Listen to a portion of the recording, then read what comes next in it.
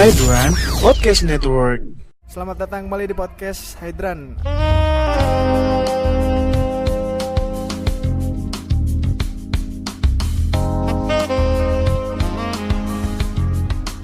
Ada Putu di sini dan sekarang kita mau ngomongin fakta dari salah satu temen gue nih.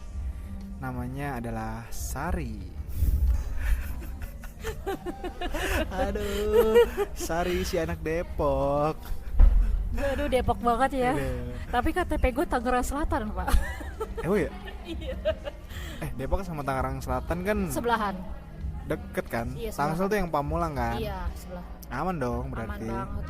Nah, di episode kali ini kita mau ngomongin pengalaman aneh banget sama si Sari ini. Masa 4 tahun dia pacaran gak ada yang tahu. Terus 4 tahun itu ngapain aja dia? Terus tujuannya apa? Goal hidupnya apa? Apakah hanya hidup segan mati tak mau? Ataukah hanya kepuasan ego semata? Lu cerita dulu dong. Kenapa sih lu kok bisa 4 tahun gitu? Lu menyembunyikan, kan kalau orang biasanya nyembunyiin tuh rahasia. Kenapa lu harus menyembunyikan status pacaran lu selama 3-4 tahun tadi dari orang-orang? Sedangkan orang-orang di mana-mana kan maunya kalau punya pacar tuh dipublish, ditunjukin ke orang, dikenalin ke orang. Kenapa lu harus kayak gue sembunyiin aja? Aneh lu. Emang cowoknya dia nggak mau dikenalin, nggak mau diakuin sebagai pacar lu gitu, terus dikenalin ke keluarga lu atau ke temen-temen lu gitu? Jadi gue jawab ya, gue ralat. Gue pertama kali pacaran itu SMA kelas 3. Terus yang ini nih bukan pacar pertama ya? Enggak, ini gue cerita pacar pertama itu yang 4 tahun. Yang 4 tahun ini suka dukanya banyak. Di tahun pertama doang kami direstuin, di tahun keduanya mulai terombang-ambing, di tahun ketiga, tahun keempat kita mulai best friend. Tapi akhirnya kita akhirnya karena tidak ada restu dari orang tua gue, karena dia itu dari tipe keluarga yang sebenarnya termasuk ningrat, keturunan keraton. Tapi karena ibunya sama bapaknya cerai dan akhirnya pindah agama, tapi dia satu agama sama gue, orang tua gue tidak menyetujui dengan adanya background orang tua bercerai, karena nanti ada hukum tabur tuai. Jadi nggak ngerti deh. Terus akhirnya kita pisah. Dari situ gue belajar dari pengalaman, mendingan pasangan gak usah dipublish. Tunggu. Jadi ceritanya lo pacaran beda dong. Dia tuh kan ningrat.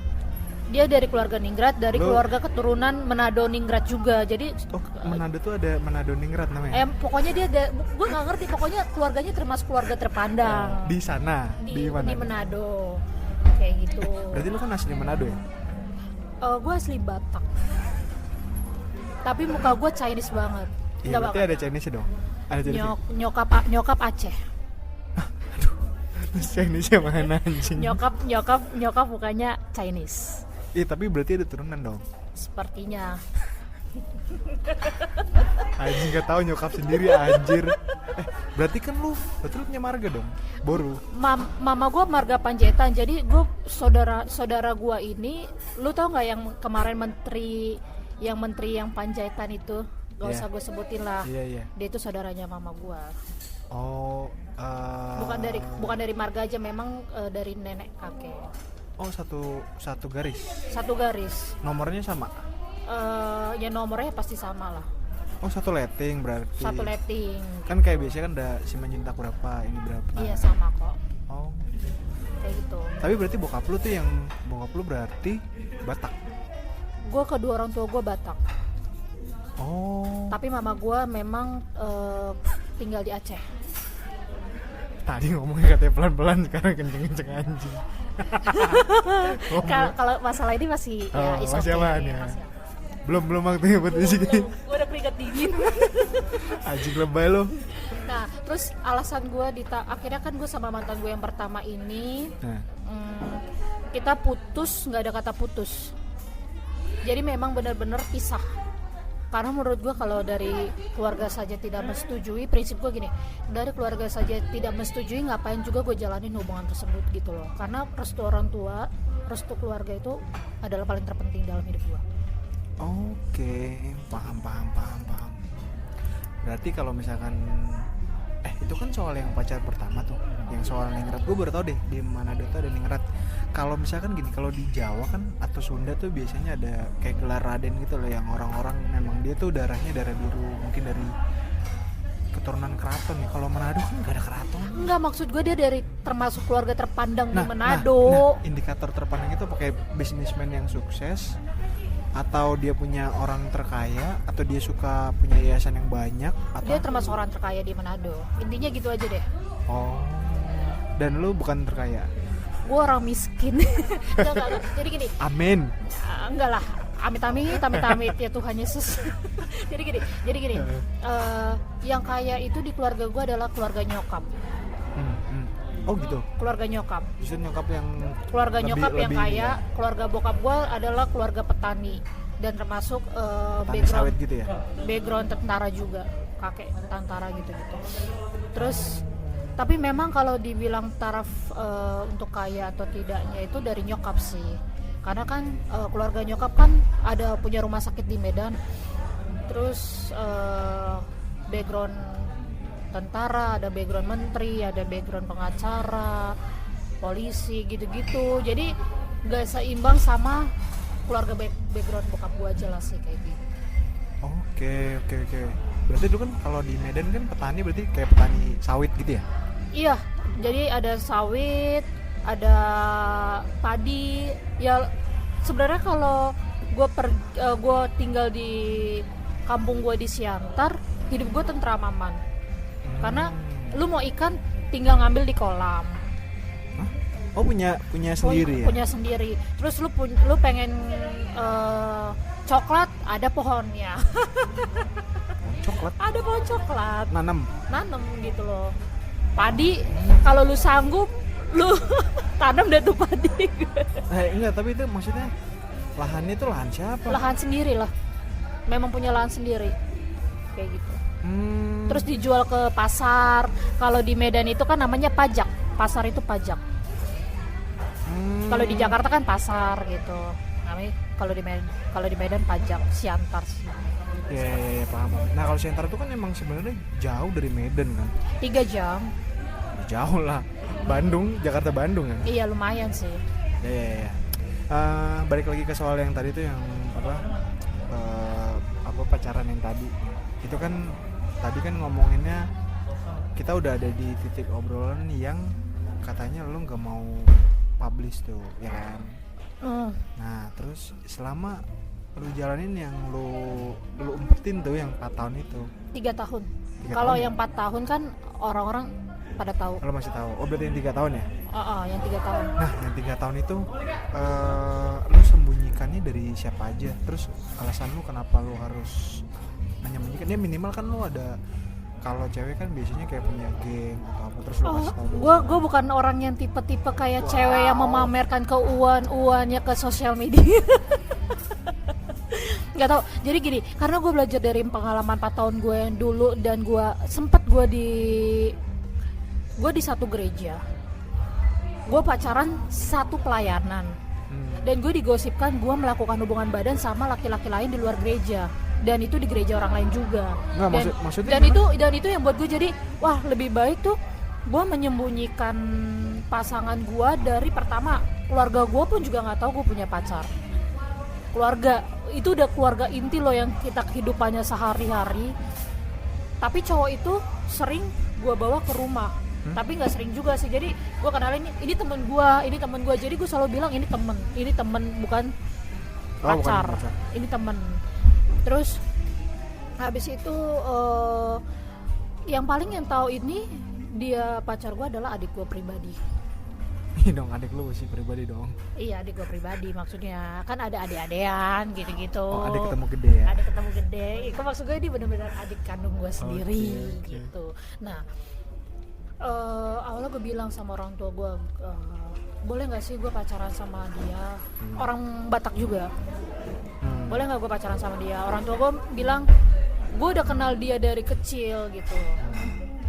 Gue udah tahu keluarga dia seperti apa, dan background dari keluarga mantan gue ini, kok laki gue sih, mantan gue ini adalah memang keluarga Bayangkari, pokoknya keluarga Bayangkara dan Bayangkari. Masa keluarga Bayangkari. berseragam coklat lah ya. Pramuka, kok coklat? Polisi. Oh gitu dong, jelas, tegas. Terus itu ya gue sih nggak pernah tahu ya dia mau dari keluarga polisi atau segala macam. Dulu nih mantan gue ini pengacara. Wow, anjing, udah kerja. Iya. Tahun berapa anjir? Beda berapa tahun itu? Gue pacaran sama dia tahun 2000. Pokoknya gue udah jomblo sekarang ini 3 tahun. Gue putus sama dia udah 3 tahun lalu. Hah? Gue pacaran 3 tahun. Oh, 3 tahun. 2016, 2015 ke 2018 lah gue. Umur lo berapa? 25 tahun. 25 kalau dikurang 3 berarti 23. Oh iya, berarti itu masih awal-awal. Umur-umur 22 23 itu kan lulus kuliah S1 ya, rata-rata kan umur segitu kan. Tapi kalau gue kan sambil kerja. Iya, tapi kan maksudnya secara umum kan umur segitu tuh ya udah matang lah untuk kerja. Berarti nggak beda jauh sama si pengacara tadi. Si pengacara ini kan cuma beda 5 tahun. Cuman Enggak. Kalau gua tuh karena belajar dari pengalaman gua yang pacaran seumuran yang tidak saling mendewasakan, menurut gua ya lebih baik cari yang lebih tua. Oh, nanggung maksudnya gitu ya, mendingan tua sekali. Iya, Tapi memang tampangnya dia tuh nggak tua. Dia malah style seperti anak muda, milenial banget. Umur apa namanya? Kelihatan muka itu baby face gitu. Baby face. Terakhir gua pacaran dia umur 28. Tapi sekarang udah married ya? Boro-boro married. Lah, anjing, berarti kan kalau dihitung saat itu 28 aja berarti sekarang tuh udah dia udah 9. Iya, hampir 30. Iya. Nah, gue sebenarnya pacaran sama dia ini awalnya kan dia sering main ke rumah, terus sering ngobrol sama orang tua, sering ngobrol sama adek. Gue tuh awalnya tuh benci banget ngeliat dia karena dia sering banget main ke rumah. Jadi itulah kenapa unsurnya orang nggak boleh benci sama seseorang akan berubah jadi cinta. Itu yang gue alamin. Dulu sebelum gue kenal sama dia itu gue punya temen pilot Garuda Indonesia. Wow. Terus? Dia selalu mencukupi kebutuhan gue sebulan 5 juta. Kok mau ya dia? Mau lah. Karena?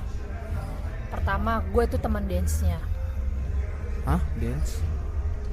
Pilot ini juga anak dance, cowok. Dan juga dia tuh penulis novel. Berarti lumayan ini ya, lumayan gede ya namanya. 5 juta itu? Bukan, namanya dia. Kan dia apa? Writer novel, penulis. Punya karya, pilot juga. Sama punya bisnis juga sih. Bisnis juga. Berarti lumayan terkenal ya? Ya, gue sih nggak tahu orang kenal dia atau enggak sih. Pokoknya gue mengenal dia itu sebelum dia punya novel. Oh gitu. Sebelum dia punya novel gue udah mengenal dia, dan rata-rata cewek-cewek cantik ngejar-ngejar dia, tapi dia nggak seret. Gue nggak ngerti. Selera berarti, selera ngerti ya. banget. Tapi dia paling anti sama pramugari. Dah, kenapa anti sama pramugari? Karena dia bilang, gue sih nggak tahu ya. Kalau kayak gitu-gitu mah udah rata-rata simpenan senior semua. Gitu. Dia juga nggak mau gitu loh. Oke. Karena pramugari tuh dia bilang jajannya banyak lah, makanannya banyak gitu.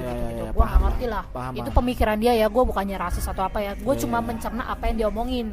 Karena gue nggak pernah terjun di dunia penerbangan gitu. Tapi ini orang termasuk orang baik yang tidak pernah menuntut gue hal-hal aneh. Karena dia tahu gue dari keluarga yang biasa-biasa aja. Daripada duit ini gue habisin buat jajan segala macam, beli barang mewah gitu-gitu, mendingan gue kasih ke orang yang membutuhkan. Prinsip dia seperti itu. Gue di cerita gue ini gue bukan orang miskin amat ya, sorry nih. Terus tapi mungkin di pandangannya dia kan beda gitu loh, kastanya mungkin beda gitu. Dan dia ini termasuk orang Jawa dan orangnya ngomongnya tuh sopan, santun.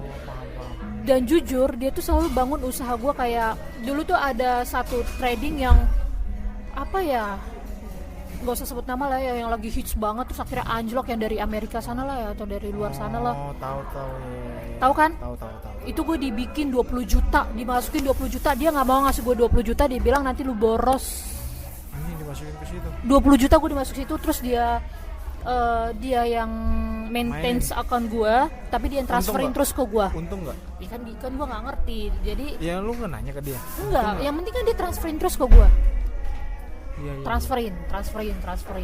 Terus suatu ketika karena lagi anjlok, ya itu dia nggak transferin gue lagi gitu loh. Tapi sampai sekarang dia masih care sama gue walaupun bukan 5 juta lagi sih sebulan. Ini orangnya yang tadi yang 19 tahun. Iya. Terus disitulah dulu cowok gue tuh marah banget sampai dia ke gap. Jadi handphone gue ini kan historinya kan nggak pernah dihapus. Iya. Terus abis itu apa namanya,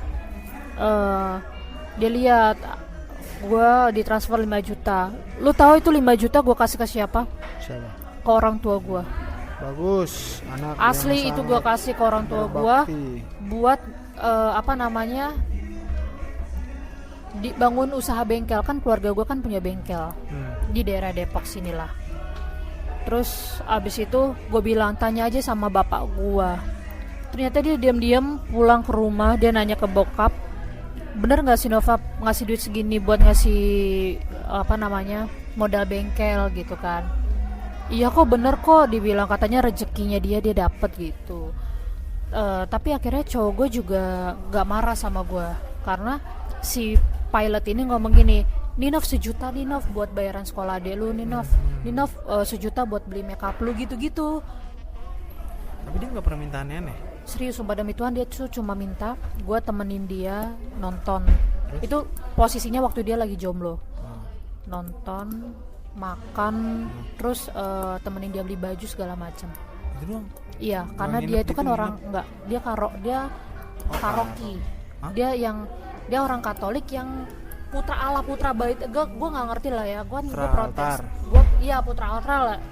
Apa ya? Putra altar ya. Ya pelayanan lah. Ya pelayanan lah intinya, dan gue bersyukur gue kenal dia. Sampai suatu ketika dia punya pacar dan gue diambang putus. Dia bilang pacarnya tuh cantik banget, parah loh. Pilot siapa yang kayak ini? Model. Sekarang dia punya usaha sendiri, pacarnya dari ini cewek. Dan sebenarnya si cowok ini pernah bilang, sayangnya kita nggak punya perasaan satu sama lain ya. Dia bilang, iya gue juga nggak punya perasaan sama lu begitu. Pertama kali dia beli rumah seharga 3M beserta isi-isinya, dia baru dibangun di daerah sana lah ya. Dia ngajak gua, sekalian dia belanja di IKEA gitu-gitu. Wah. Dan rumahnya aja pakai akses, masuk aja pakai akses, ini pakai akses, itu pakai akses. Gue bilang enak banget nih nanti yang jadi calon istri lu gitu-gitu. Terus kata dia iya nih Nop, dia tinggal terima bersih lah segala macem. Ya seperti itu deh. Tapi ya akhirnya suatu ketika ya gue sama dia sama-sama tergoda, ngerti nggak? Dia suatu ketika dia bilang gini, Sar, boleh nggak sih? Gue kan juga udah nggak pernah melakukan hal seperti itu. Dia bilang, ya gue karena mikir gue banyak banget utang budinya gitu loh ya. Ya udah deh, boleh deh, gue bilang gitu. Dan dia kan tahu nomor rekening gue ya. Dia transferin gue 10 juta dong. Anjir. Terus habis transfer 10 juta, terus habis itu gue beliin adek gue handphone, gue beliin adek gue baju, gue beliin nyokap bokap gue baju ya, lah tapi segala akhirnya macam dia minta gitu. juga kan? Itu gue udah melakukan. Gue nggak tahu kalau dia transfer 10 juta. Oh jadi setelah melakukan? Iya. Oh. Gitu loh. Iya. Terus gue bilang ini apa? Gue bilang kalau di total dia udah ngasih berapa? Udah spend duit berapa ke lu? Banyak sih. Iya kan? Banyak. Puluhan kan? Banyak. Iya makanya. Terus abis itu dan lucunya waktu gue lagi jalan sama mantan gue di satu mall di Jakarta Selatan di Kokas lah ya gue sebut. Gue lagi belanja di Carrefour. Kokas kan ada Carrefour. Ternyata kartu kredit gue over limit dong. Buset. Dan kartu ATM gue di rekening kurang. Lu tau gue telepon siapa? Siapa dia? Dia. Gue telepon, halo, kamu lagi di mana? Sibuk nggak? Iya, aku nggak sibuk. Kamu lagi sama cewekmu nggak? Enggak, kata dia gitu. Terus abis itu apa namanya? Kenapa Sar? Dibilang, aku lagi belanja nih di Carrefour. Habis 7.500.000, aku bilang. Gue bilang gitu. terus kenapa memang nggak bisa bayar. Ada dia udah transfer gue gitu loh. Gila. Terus dia tahu gue punya pacar, jadi sama-sama punya pacar, ngerti gak sih? Nggak ngerti, paham. Sama-sama nikmat, sama-sama punya pacar intinya gitu loh. Bandel juga gue ya. Terus abis itu apa namanya, ya udah aku transfer ya, dia transfer 2 juta. Tapi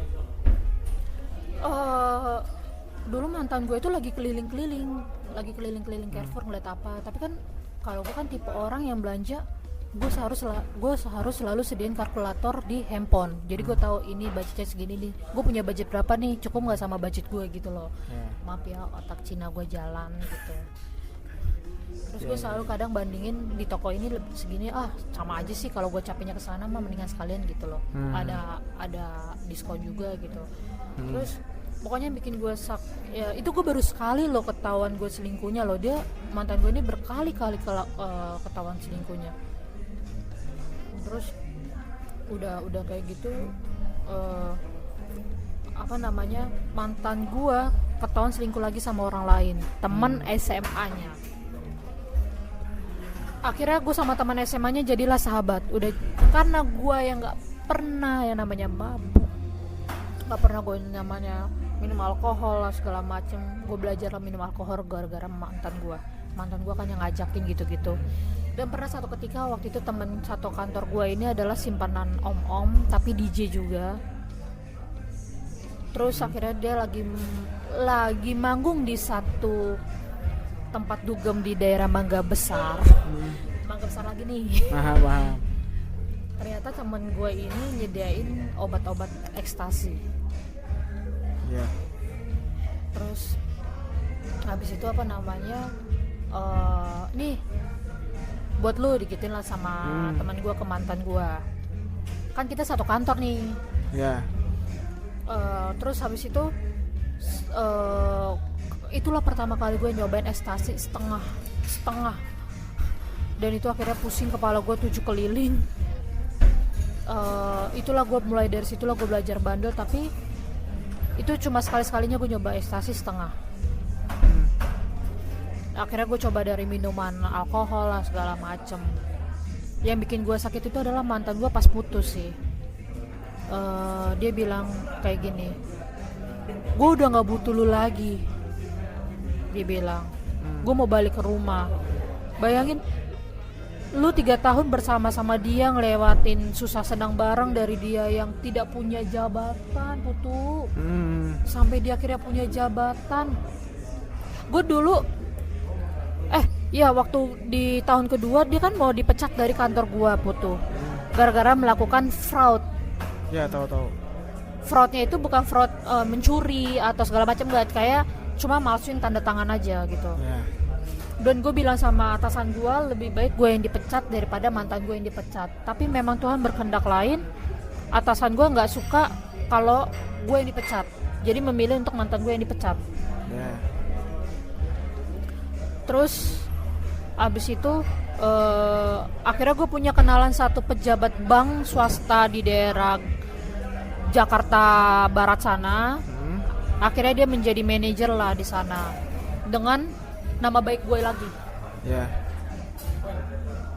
Terus dari situlah dia mulai berubah, Putu.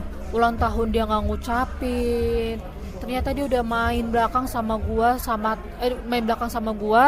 Dia making love sama satu teman kantornya selama 1 bulan. Pantesan dia bilang, udah Sar, lu sekarang pergi kerja pulang bawa motor pribadi aja masing-masing. Biasanya kita tuh everyday itu pergi pulang tuh selalu bareng. Rasa jadi ada yang aneh gitu nggak sih? Iya, paham. Terus akhirnya gue pokoknya gue bilang Tuhan baik lagi sama gue juga nggak tahu apa alasannya dia putus ke gue, tiba-tiba dia minta putus, padahal gue sama dia tuh yang gue bilang sama lu, gue ada rencana menikah lah sama dia. Tapi yang gue bilang sama lu kan, gue rencana sama dia menikah itu kan cuma hanya sekedar kami berdua yang tahu. Nanti mungkin direalisasikan ke keluarga kalau udah sama-sama oke gitu loh. Ternyata nggak jadi. Tuhan berkehendak lain, dan Tuhan tuh baik banget lagi sama gue. Dia handphone dia ketinggalan di rumah, di kosan. Gue cek dong dari Google ininya dia, historinya dia pergi kemana. Ternyata selama ini dia bilang gue meeting. Ternyata bener meeting di hotel. Gila. Tadi kan kita masalah pertama oke. Nah, kita masuk singkat aja ke masalah yang kedua, soal yang kan lu tadi sempat cerita lu sempat menjarain orang. Itu gimana ceritanya? Anjir, kok bisa lu menjarain orang tuh gimana? Awalnya gimana? Jadi buat cewek-cewek seperti gue ini lebih banyak berhati-hati kenalan sama cowok buaya. Nah, ceritain gimana? Singkat aja, cepet. Kayak misalkan lu, ini cowoknya lu kenal dari mana anjir kok, terus gimana caranya lu bisa menjarain, alasannya apa, terus si cowok ini sekarang gimana kondisinya, awalnya gimana? Jadi kan karena gue efek stres kelamaan jomblo, gue main Tinder lah ya. Oke. Terus? Karena itu juga gue main Tinder dibikinin sama adik gue. Match lah gue sama satu laki-laki, orang Batak pula nih. Untuk pertemuan pertama itu dia jemput gue di tempat gym. Tapi pertemuan pertama itu kita ketemu setelah 4 bulan kita kenalan. Karena memang gue kalau milih cowok di Tinder itu, untuk ketemu itu adalah main feeling. Ternyata feeling gue pertama, tepat nih orang nih, gue gitu kan. Kita ketemuan itu bukan berarti kita harus langsung pacaran gitu. Cuma sekedar kenal kayak gue sama lu udah putus. Kita cuma teman ngobrol biasa, ya udah gitu loh. Ya ketemu di satu tempat makan di seafood. Oke, gue tahu background dia orang IO lah segala macam gitu-gitu. Udah, terus dia bilang, "Nov, gue buka konten YouTube nih," dia bilang. Buka tuh bikin maksudnya? Maksudnya bikin konten YouTube nih, gue punya konten YouTube. Tapi YouTube gue ini adalah masak-masak. Terus? Nanti kita masak-masak ya Nov, dibilang gitu. Ya karena hobi gue adalah memasak. Oke. Gue mau gitu loh. Masak di mana? Di rumah gue aja. Ya udah, kan karena gue pertemuan di pertama ini kan gue udah melihat dia orang baik. Dengan kelakuan baik, dan gue percaya gitu. Dan gue tidak tahu kalau dia ini ternyata sudah punya istri. Oke. Di rumahnya dia nggak ada. Biasa kalau orang udah menikah kan ada cincin. Iya. Ini rapi ya. Rapi. Nggak ketahuan sama sekali. Terus di rumahnya dia itu juga tidak ada foto pernikahan dan tidak ada baju wanita. Mantap. Asli nggak ada sama sekali. Dia mengaku dia status jomblo. Ya walaupun contohnya gini deh Put, amit-amit lu ngaku sama gue status lu jomblo sama gue, kan belum tentu gue suka sama lu, belum tentu gue mau menikah sama lu, belum tentu gue apapun lah maunya sama lu gitu kan. Ya terserah lu lah dengan status jomblo lu, dengan status jomblo gue. Yang penting gue di sini adalah cuma membantu lu bikin konten masak. Lu bisa apa, gue juga bisa apa, ayo kita masak spare. Terus di situ tuh posisinya tuh gue udah beli daging, kita mau masak steak. Gue udah bilang di awal sama dia, gue nggak bisa nge-wine. Gue pernah satu kali gue nge-wine di satu resto pizza bira, dan itu gue sakit selama 3 hari. Ya. Nah, gue udah bilang sama dia gue nggak bisa nge-wine. Nah, terus akhirnya lu nge-wine tuh. Nah, nyampe gue ke rumahnya dia, dijemput di depan gangnya. Ini yang lu penjarain kan? Iya, ini yang gue penjarain. Dia udah menikah sebenarnya. Ternyata udah nikah, gue nggak tahu gue udah nikah. Gue udah tahu dia udah nikah itu pas udah di kantor polisi. Oke. Terus abis itu ternyata gue nggak jadi masak. Ya dagingnya itu hambar gitu aja, ngerti nggak sih? Oke. Nah, ternyata dia sibuk dengan pekerjaannya dia di laptop. Ya. Terus dia langsung bikinin minuman alkohol merek Bacardi. Dan itu gue baru tahu merek Bacardi. Iya. Terus abis itu apa namanya udah kayak gitu, gue bilang ya udah sekali ini aja. Dan dia tuh ngasih gue gelas yang gede, dia gelas yang kecil. Tapi Bacardinya ini bukan full Bacardi karena dia kan dulu kan mantan kerja di restoran. Jadi diracik-racik lah, gue nggak tahu itu rasa apa. Tapi yang gue cobain itu adalah rasa jeruk. Ini tuh hampir sama kayak tequila, satu sloki yang kecil gitulah ya. Gue nggak ngerti lah. Terus cobain deh, dia lebih soft daripada tequila. Kalau tequila kan pakai jeruk. Akhirnya lo minum tuh, Gua minum lah. terus mabok. Gue bilang kepala gue udah pusing nih. Nah, terus? Gue mau pulang. Iya. Ini kan lagi zaman koronca nih. Iya. Ini kejadiannya baru nih pas lagi corona. Baru. Nih. Bulan apa? Pokoknya pas lagi orang rayain Idul Fitri. Oh iya oke. Ya 2 bulan. Masih koronca tuh. Hmm. Terus gue mau pulang ya karena pagar rumah gue kan di portal. Ya. Ditutup jam 12. Nah. Gak ada yang megang kunci kecuali security. Nah, terus Satu lagi ditambahin, dicekokin lah ke mulut gue sampai gue bener-bener asli mabok, gue pusing. Pokoknya di satu titik gue udah nggak sadarin diri. Dia berani cium gue, tapi itu gue tapi itu gue berontak. bukan mencoba kan tadi kan gue bilang gue tidak sadarkan diri. Tapi karena gue tahu posisi gue bukan di rumah dan gue baru mengenal orang tersebut 2 kali, gue berusaha lah untuk menyadarkan diri gue, menguatkan diri gitu. Terus biarlah maksudnya masa kelam gue lah, gue nggak mau terjadi lagi di masa yang baru ini gitu loh. Apalagi kan kalau gue tipe yang berhubungan badan itu dengan dasar mau sama mau, dengan dasar suka sama suka gitu. Terus kemarin gue yang sama pilot ini karena gue merasa hutang budi aja, gitu aja. Terus udah seperti itu, dia cium bibir gue, dia remes-remes tete gue, bener-bener baju gue dibuka. Ini di rumahnya dia kan? Di rumahnya dia, bisa gue dibuka segala macem. Gue berontak, gue karena udah saking kalahnya gitu, gue juga udah enek, gue pengen muntah, gue udah nggak bisa berontak lagi dong, gue udah pusing kepala gue. Tapi gue sadar celana gue dibuka, tapi gue udah begini, tapi udah nggak kuat, tangan gue dipegang gitu loh. Terus udah kayak gitu gue bilang, gue bangun, gue udah berpakaian lengkap lagi. Nah, itu akhirnya maksudnya blackout gitu, maksudnya Gue udah hilang aja, udah hilang gitu. Iya. Tapi gue nggak, kan dari awal gue udah bilang gue tidak tahu dia meracik minuman seperti apa. Iya. Gue Oke. tidak tahu gitu loh. Akhirnya bangun, sadar pas bangun, tapi udah pakai pakaian lengkap. Udah pakai pakaian lagi. Terus gue bilang, gue boleh nggak izin tidur di sini? Jangan, pulang lu. Gue nggak mau. Itu di kan sini. pas pagi ya? Enggak, ini kejadiannya masih jam 11 malam. Oh, masih jam 11 malam. Masih jam 11 malam. Udah berarti yang tadi pas lagi berantem dia buka pakaian lo segala macam itu jam berapa? Itu tuh gue datang ke rumahnya tuh jam 8 malam. Oh, 8 malam kan baru ngeracik segala macam. Jam 9 lah gue minum kayaknya. 9. Jam 9 Terus itu cepet banget. Gue cepet banget langsung boom gitu loh. Bener-bener enggak. Terus berarti cuma sekitar 1 jam 2 jam gitu terus bangun kesadar gitu. Gue bisa sadarnya itu yang gue bilang gue blackout, itu gue dibangunin, bangun gitu. Nah, terus pulang lu, boleh nggak gue izin gue tidur dulu di sini terus sampai besok pagi.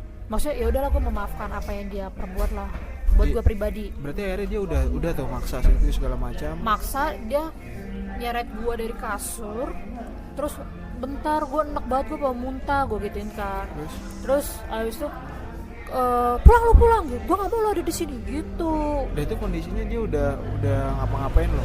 Udah. Oh, udah beres. Pokoknya gue bangun, kan udah bilang posisi gue sebelum gue blackout itu dia kan udah ngelepas baju gue segala macam, gue ngerasa kan celana gue dibuka. Tapi pas gue bangun lagi semua udah balik, udah rapi kan, tadi gue bilang kan. Terus abis itu gue ke kamar mandi sempoyongan, muntah lah gue tuh banyak. Ternyata gue muntah darah juga di situ. Muntah darah, terus dia jijik, dia ngelemparin gue pakai gayung sama ember. Dia nyeret gue dari kamar mandi, dia cekek gue, dia ini tutup hidung gue. Gue hampir mau mati. Di situ gue teriak, udah pulang gitu. Akhirnya lo pulang? Iya, gue pulang. Ternyata di daerah rumahnya dia itu, di lapangannya itu ada CCTV. Kan gue bawa motor pribadi. Dia nganterin gue pakai motor. Ternyata pas di tanjakan itu gue jatuh, bos. Namanya juga orang udah mabuk parah banget, disuruh naik motor ya pasti bakal oleng dong.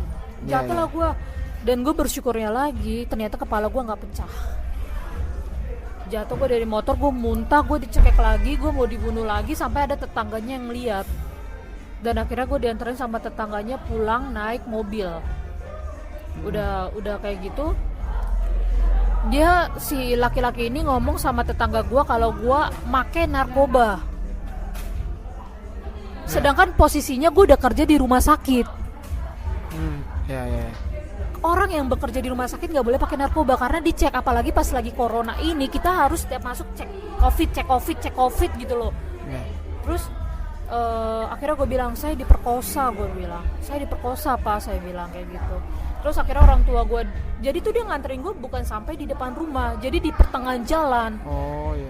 Akhirnya datanglah segerombolan, ada TNI gitu kan, ada salah satu TNI, orang tua gue segala macam, dan orang ini tuh hampir mau dibunuh sama orang tua gue karena udah ngerusak anaknya gitu loh.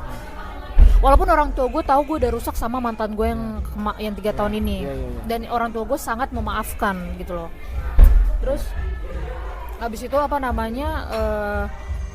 akhirnya dibawalah ke Polsek di daerah Depok. Polsek ya, bukan Polres ya, Polsek. Terus abis itu dipindahin lah ke Polres. Itu lagi orang pada malam takbiran cuy. Dan akhirnya gue tahu dia tuh udah punya istri. Istrinya lagi hamil 7 bulan. Dan akhirnya istrinya udah lahiran di kehamilan 8 bulan. Tapi bayinya prematur, paru-parunya sama jantungnya tuh rusak. Tapi istrinya itu minta mediasi awalnya sama gue. Tapi dia mediasi nggak bawa pengacara cuy. Gue udah pakai 2 pengacara. Ini dia umurnya berapa sih? Umurnya berapa? Kelahiran tahun 90 atau 89 gitu. Tapi dia mengaku ke gue kelahiran tahun 91. Ya berarti sekitar umurnya 30 lah ya. Ya sekitaran segitu lah. Ya. Kayak gitulah. Sekarang dia sih masih di penjara kayak gitu. Oke. Berarti akhirnya itu dilaporin ke polisi terus udah di penjara akhirnya. Iya, dan dia mengakui memang dia memperkosa gua.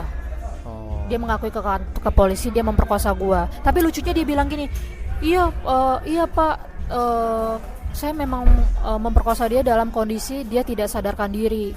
Tapi dia mengulum alat kelamin saya, dia bilang gitu kan. Terus polisi ngomong gitu sama gua. Terus gue bilang, Pak, kalau misalnya pun juga saya mengulum alat kelaminnya, dia kan posisi saya tidak sadarkan diri, saya mabok, berarti itu dibawa kesadaran saya. Dan salahnya dia, penyidik yang menangani kasus gue itu adalah saudara gue sendiri. Dan kasus gue ini dikawal sama saudara gue yang polisi. Oh iya, oke. Seru juga ya. Nah, udah hampir 1 jam nih, anjir, gak kerasa. Udah 55 menit.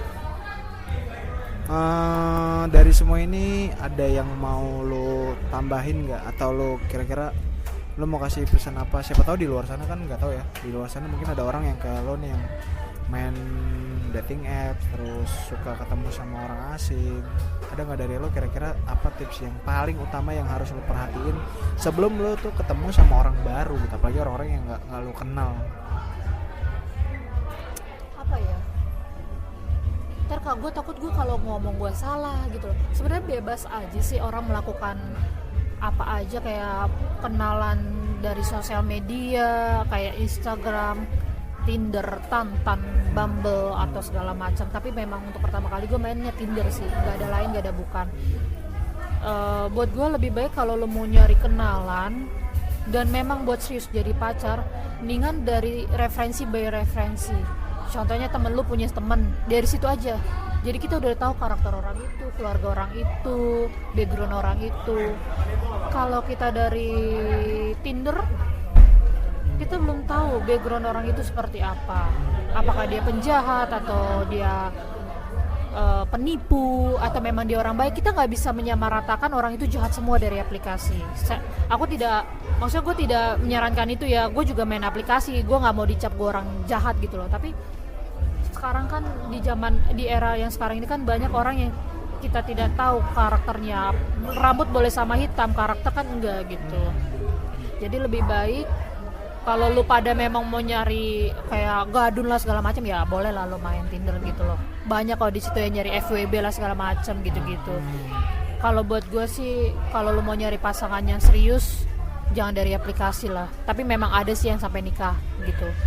Tapi ya itu kemungkinan kecil 1% ya. Itu betul, aja betul, sih. betul. Itu aja buat gua. Kalau lu mau nyari pasangan yang serius, mendingan referensi by referensi aja sih. Oke, siap. Thank you Syari buat waktunya. Banyak banget cerita yang seru. Mungkin next time nanti kita bisa ketemu lagi buat sharing cerita yang lain-lain ya. Oh ya, oke. Terima kasih buat yang udah dengerin juga. Semoga ada faedahnya untuk episode kali ini. Sampai ketemu lagi di next episode. Gue cabut undur suara. Thank you. Bye bye.